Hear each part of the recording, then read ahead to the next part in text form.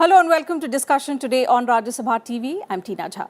On the show today, we are going to talk about social security for workers of the informal sector. The government has notified the draft rules under the Code on Social Security 2020, which propose to provide the unorganized sector, gig and platform workers access to various social security benefits. So, in this regard, feedback and suggestions have been invited from various stakeholders within the next 45 days, starting the 13th of November, when the draft rules were notified. Now, the draft rules provide for operationalization of provisions in the Code on Social Security 2020. This relates to Employees Provident Fund Organization, that's the EPFO, the Employees State Insurance Corporation, the ESIC, gratuity, maternity benefit, also Social Security and cess in respect of building and other construction workers, Social Security for unorganized workers, gig workers, and also the platform workers. Besides, the rules also provide Aadhaar-based registration, which includes self-registration by the unorganized workers on the portal of the central government. The Ministry of Labour and Employment has already initiated action for development of such a portal. So on our program today, we will analyze the various provisions of the Code on Social Security 2020. What are the benefits under the social security schemes that workers of the unorganized sector can avail? To discuss this further, we're being joined by two special guests on discussion today. Let me introduce them to you. We have with us Urmi Goswami. She's Assistant Editor at the Economic Times. And Mr. Abhinav Prakash. He's Assistant Professor, University of Delhi. I welcome both distinguished panelists on this edition of discussion today. Urmi Goswami, let's begin the program with your views on the draft rules. What do you think? To what extent do you see these rules enabling the workers of the unorganized sector, the informal sector? Well, the first thing is these rules, which draws, as you rightly pointed out, from the Social Security Code that was passed earlier this year, it itself breaks new ground. It brings the informal worker into the fold of the social security net. One of the issues we have had forever is that these kind of benefits were limited to the formal sector, organized workers who account for less than 10% of our labor force. The vast majority of our workers are in the unorganized sector. So this is what the code does. Now the rules, which are basically a set of regulations, subordinate legislation for the implementation of this code, try and ensure that we can implement this, this great grand ambition of getting unorganized workers into the fold so that they have access to social security. They have some kind of a safety net. Now, nobody realizes the importance of this more than we all do today after, the year we have had. And the importance that social security nets have for people. Yes. The problem is, how do you ensure that every worker gets access to it? And in this context, the government is actually leveraging, efforts that it has made before, whether it's the Jan Dhan account, the Aadhaar number, and the mobile phone. So, in a sense, it is a huge leap. And if you think about it, it is a very ambitious. It has very ambitious intent. The rules, the code. The question really is how far do we get into the implementation, which has always been an issue in this country. That even the best of rules and regulations and laws fail in the implementation. Of course, that's going to be a huge challenge, and we'll come to that, Urmi Goswami, later on in the program. Coming to you, Mr. Abhinav Prakash, she rightly said this was something that was long awaited for, and it's so important considering the year that we've had. So looking at providing social security to workers of the informal sector is, of course, a very, very important aspect. But how do you look at it? How different is it from the existing rules that we've had? Yes, see, I think she has pointed out a very important point that this draft seeks to make the rules less complicated, to make compliance less stressful, but at the same time, it is trying to expand the coverage of the social security to a vast majority of the population, which was previously excluded from the social security net.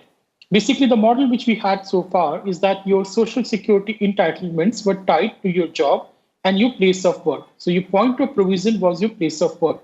But now, because of the fundamental restructuring of the economic order itself, in the sense that the nature of the work itself is changing, there's a rise of the gig economy. We know that there are more and more people working on a freelance basis, and they're working basically on the projects, not necessarily having a full-time job. Yes. Now, this was creating a problem, not just for the informal sector in the conventional sense that we understand, but also now you have highly skilled labor, which is also working in an informal manner, on a freelance manner. So this bill basically seeks to address the change in the nature of the work itself, which is being caused by the technological disruption over the past few years.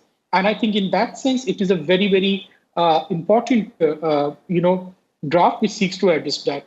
Basically, what we need to do is to move away from the job security towards the economic security. The second point we need to do is that your social security entitlements should be linked to the individuals rather than to the jobs you are doing.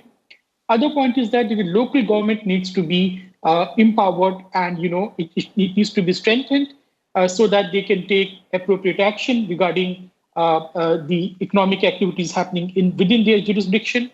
And the fourth point, which is important, which this draft bill addresses, is that there should be choice to the people to opt in. Now, you see, the bill gives the draft rules basically give people the option to register. So if you're a freelance worker, you're working the gig economy, you have the option to register. Only then you can be entitled for the social security coverage.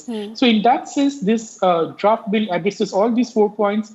It is catering to a new reality in the economic structure.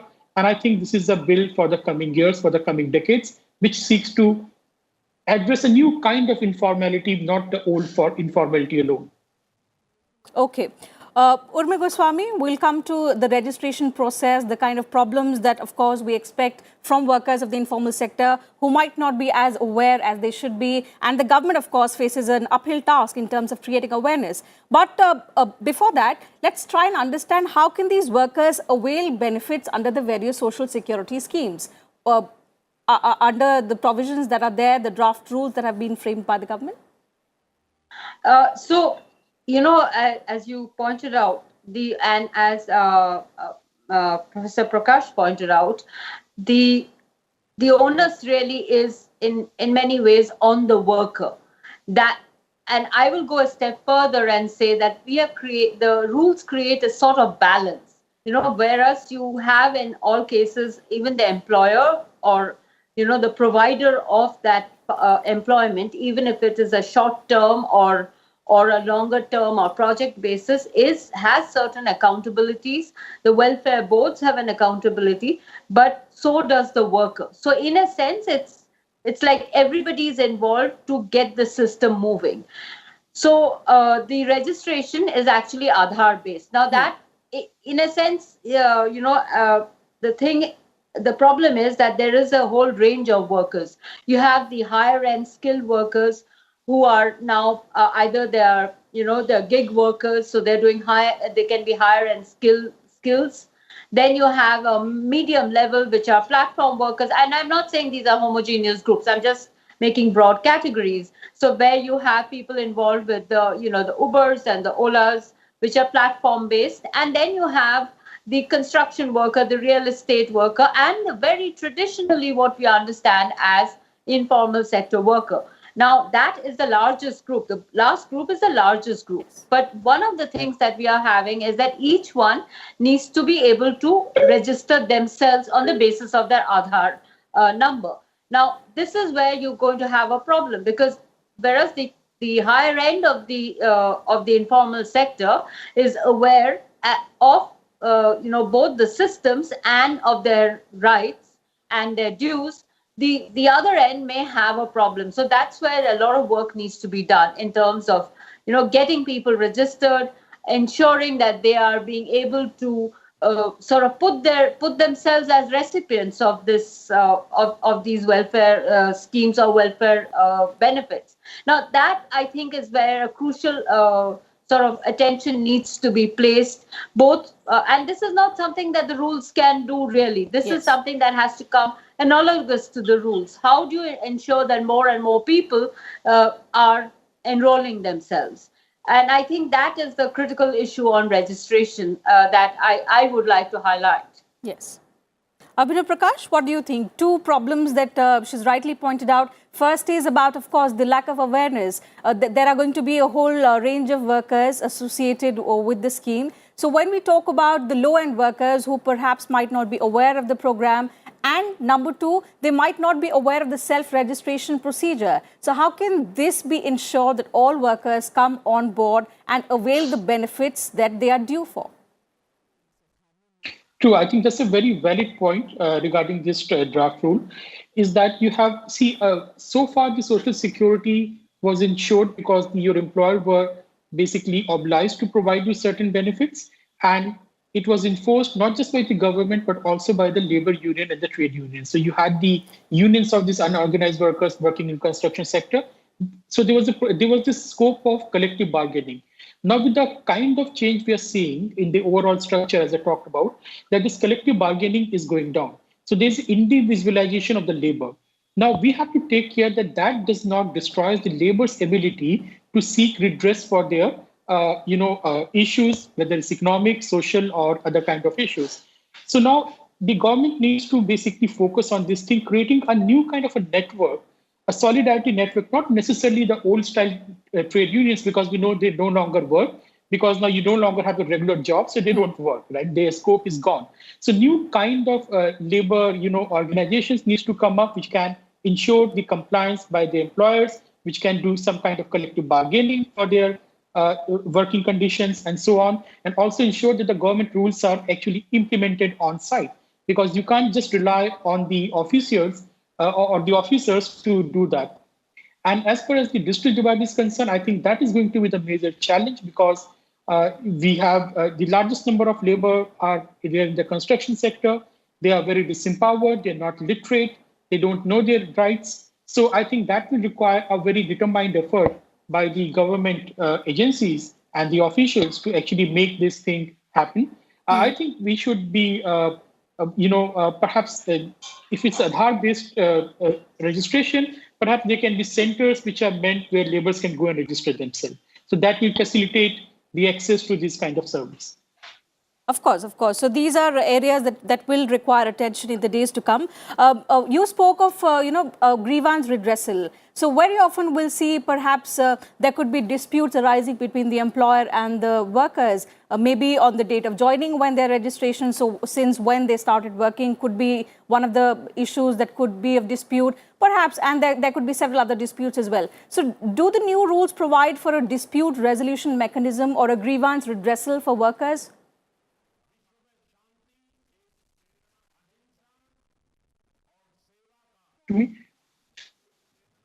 Yes, see, these draft rules are basically providing for this mechanism. There are different bodies. There are, commissioners. The old labor, department will continue to function. But this thing is taken care more in the Industrial Dispute Act and Dispute Code, not as much in the Social Security Code. But these disputes will now become more complicated because, once you do not have those old style permanent jobs or stable jobs, what happens is your date of joining becomes discretionary on in the hands of your employer, because they might hire you, but they might not show you on the records. And the Social Security Code relies a lot on this self-assessment and self-compliance. Now, what is the guarantee that your employer is actually reporting that you are working in this organization to the government authorities? Because remember, the employers have to contribute Social Security fund. There's a fund which is being created. Let's say you have Ola and Uber. So these are aggregator apps. There are lots of drivers working under, Ola and Uber. Now they very smartly call them partners, not the employers, so that they can bypass the Social Security obligations. Now, once these rules kick in, they will have to contribute certain fund every year to a Social Security fund, which will be spent for the benefit of these drivers. Now, it gives an incentive to the employers to hide the number of people or the date of joining and, basically fudge the records. And that is something we need to focus on, because I don't think that is adequately addressed as of now. As my co-panelist was saying, that implementation will be the key. Certainly. Urmi Goswami, another problem that could perhaps come because the informal sector largely comprises of workers who are migrants, who could be moving from one state to the other. So how can they avail benefits that come under this scheme? Tina, before I sort of address this, I just want to go back to the previous question. One of the things we have to realize that our labor codes, our labor laws have been addressed after a long hiatus, and it's almost like virtually that we have come kicking and screaming into the 21st century. That doesn't mean that the differences between employers and worker and employees, irrespective of what kind of employees we have, whether they're full-time, like old-fashioned formal sector employees, or informal sector, part-time workers, contract workers, gig workers, platform workers, whatever you call them.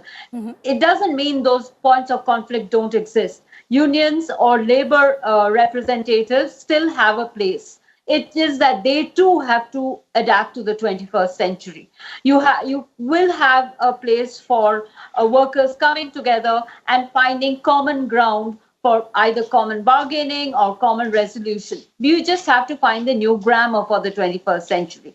So that is one part of it. But the biggest problem, as Professor Prakash pointed out, was that we have a large population which may have difficulties in terms of access simply because because of their lack of education, perhaps lack of power, because they are poorer, they are migrant. And that brings me to your question: what happens to the migrant workers when they move from one state to another? Now, that's perhaps the beauty of an Aadhaar-based system. It allows for portability. Now, here, of course, the core of our belief is that the government is this one place where no one is left behind. So therefore, you have this system of these welfare boards who are held responsible to ensure the portability of their benefits from one state to the other. That is the core of this new system that we have put in place. One, that every person has agency. Two, that it doesn't mean that you're left to yourself. You can still come together, collectively bargain. You can create those avenues, but they have to be avenues that are responsive to the demands of the 21st century or to the new realities. And finally, that government is that one place where no one is left behind. Yes. And that lies at the core of your question. What happens, and this is very true, especially in the construction sector and the real estate sector, where the existing welfare boards have been empowered or been charged with ensuring that the benefits are available to workers when they move from one state to another. The question again becomes is that of implementation. How is this going to be implemented? Who is ensuring that there is no slip between the cup and the lip? And perhaps a new age labor movement, a new age labor sort of association will come into being. It is not that these associations don't exist. They're sometimes formal, they're sometimes informal. We just have to find a better way of having these conversations. And the most important thing is technology. Remember that we have that one tool that is being leveraged for ensuring that everybody is brought under social safety net should be that one tool that can also help us ensure that there is accountability. Of course, at the end of the day, there is something called your own personal ethics of every employer and every worker and every employer. And that, of course, cannot be regulated by technology. But perhaps if the law takes tough measures against people who are found to be defaulting, then it could become like a demonstrative effect so that it doesn't happen again. Definitely. Mr. Abhinav Prakash, another thing that I would like your view upon is that the rate of interest for delayed payment of cess in this particular case in the draft rules has been reduced from 2% every month or part of a month to 1%. How do you think this is going to impact? I think that's a very good thing which has happened because, see, the construction industry is the one which employs the largest number of people after agriculture. It employs the largest number of labor in the country. Now, we know this construction industry is under lots of stress. We know the real estate is not doing well. So I think, and this kind of extreme penalty on them for missing out on the payments or delayed payments, it was really not very productive. It was very counterproductive. So in that sense, this is a good thing. And they have not just only reduced that interest penalty, but they've also restricted the power of the official to go and stop the work in the case of default. So earlier, labor commissioners or the officers of the labor department would find, some shortcomings in your compliance with the existing rules, and they will go and obstruct your construction activity, which will be a very devastating thing for the constructor and most importantly for the labor, because when the work is stopped, where would the labor go? So that arbitrariness has been sought to be addressed in this draft rule, which is a very welcome step. But beyond that, I want to add something to what Ms. Goswami was speaking. Sure. In this draft rule, agricultural workers have also been included for the first time, right? So you have a very large number of workers who really do not have any political association, who do not have any previous mechanism of provisioning of the social security, and the people who are really disempowered, not just economically, but also socially.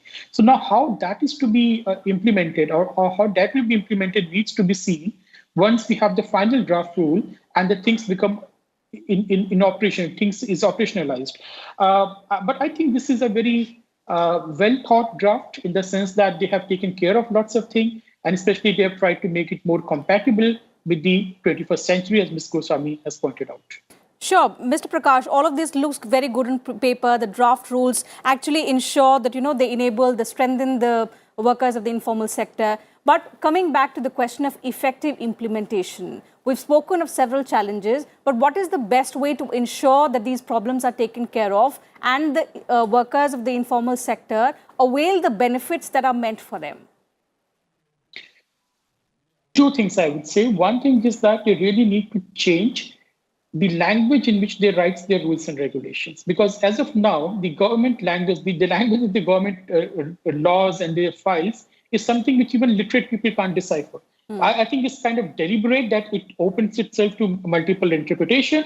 You need to use simple Hindi, English, or any other regional language so that the workers can actually understand their rights. Definitely. It can't be in the long winding bureaucratic language as to what is being written in the rules and regulation, which then becomes the playfield of the lawyers, and the cases are stuck in the courts forever.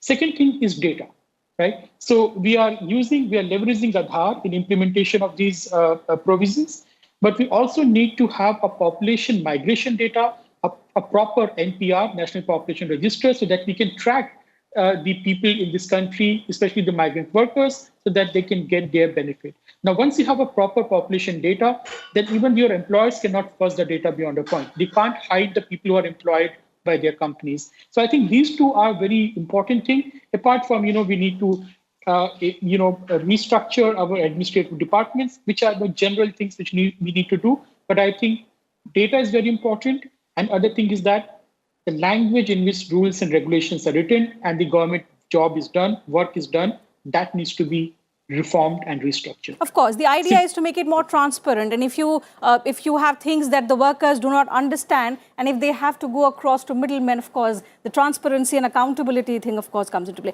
Urmi Goswami, your suggestions on how the mechanism can be made more simpler. Abhinav Prakash pointed out two factors. How you have spoken of a lot of challenges. How can these things be made simpler so that all the benefits which are meant for the workers actually rightfully reach them?